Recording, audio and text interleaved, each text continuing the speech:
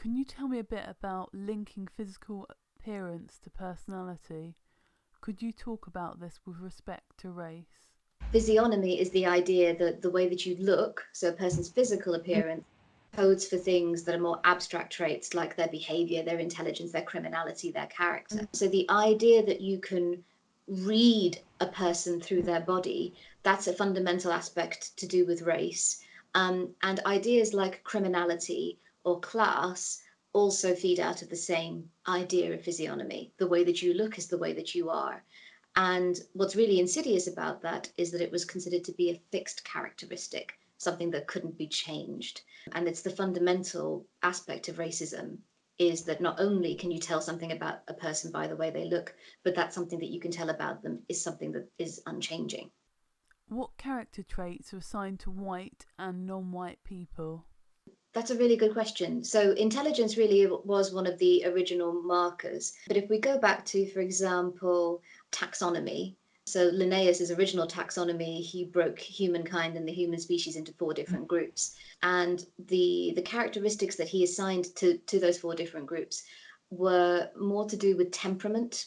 So, according to him, white people, they were governed by laws, or they were calmer and they were more rational, whereas non-white people, and particularly when he's talking about black people, are ungovernable. They are subject to other emotions like anger and sadness. And this was an idea that carried on a long way through. So, for example, Charles Darwin, in his accounts of going around the world on the voyage of the Beagle, talks about encountering people. He met like a local person who was a chief, and this person was very emotional. They displayed anger, they displayed sadness, and he describes them as crying like a child. And his interpretation of that is that this is someone who is lesser because they are more subject to their emotions. And of course, this is a very complicated thing, but it feeds into a lot of other complexities in our society now. This idea of toxic masculinity, for example, which is that men are not allowed to feel their feelings. So it's not just limited to the idea of race as a way of categorizing people. It relates to things like gender as well. What can you tell me about racist attitudes and how they were used to justify slavery? I think the thing that most people don't know, well, I certainly didn't know before I started looking into this subject, we've kind of had an idea that, people were racist the whole time, and that was why slavery happened. But in point of fact, it's really the other way round. The enslavement of African people and the fact that people were captured, they were moved from one continent to go and work in another, in North America and in the Caribbean. These ideas to do with the fact that Black people are considered racially inferior and that there's science used to back this up, that happens afterwards. It's actually a means of justifying that ill treatment of people. And when it comes to it, there's kind of an element of like a self fulfilling prophecy. It's like, well, these people are like children, or they're not intelligent enough to be able to govern themselves. And it's like, well, of course, if you're keeping them trapped, you keep them harassed, and you keep them starved, how do you expect people to behave in that situation? But yeah, I think the thing that I would like most people to be aware of is that we weren't always thinking like that when it comes to an idea of race. Race is a scientific and a social construction that precedes the institution of slavery. It doesn't precede it. It wasn't the case that Europeans went to Africa and enslaved people and took them to the New World because they believed they were inferior. They did that first, and then they found a scientific way of justifying it. What opposition was there at the time to the racist ideas in society?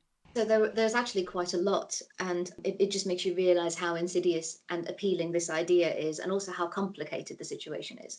There's two basic examples. So the guy that came up with the idea of physiognomy is a Swiss biologist called Lavater, and his work develops on the medieval ideas of the four humors, and he's developing this idea that you can tell about people from the way they look and their behavior. And when he published this, a guy called Georg Lichtenberg, who critiqued Lavater's work just with a very simple critique. Can you imagine an idea of scientific genius coming out of the mind of an Eskimo? Berg said, well, yeah, why not? And that was a simple enough critique. It's also more complicated. So I'm going to go back to Darwin with this idea, which is that Darwin wasn't necessarily as critical of the framework of race and the idea of white superiority as he could be. In point of fact, he used racial stereotypes and racist ideology to find ways of justifying his theory of evolution. So one of the things he said was, if you don't think our ancestors are apes, then go and look at the people that I saw in Tierra del Fuego Mm. and then tell me that you don't think that they're any different from the orangutans you see in the zoo. I'm Mm. simplifying, but that was part of his reasoning. But at the same time, we also know that Darwin was hugely anti slavery in his outlook. And one of the reasons why he took so long to address the idea of human evolution, which he didn't do in his first book, he did it in another book. He wanted to be very clear and to be able to find examples from nature to be able to demonstrate that slavery was not a natural thing that occurred in the natural world. People have spoken out against these ideas, but they're also really, really complex. And we have to be able to inject some kind of nuance into the way that we think about the history of these ideas.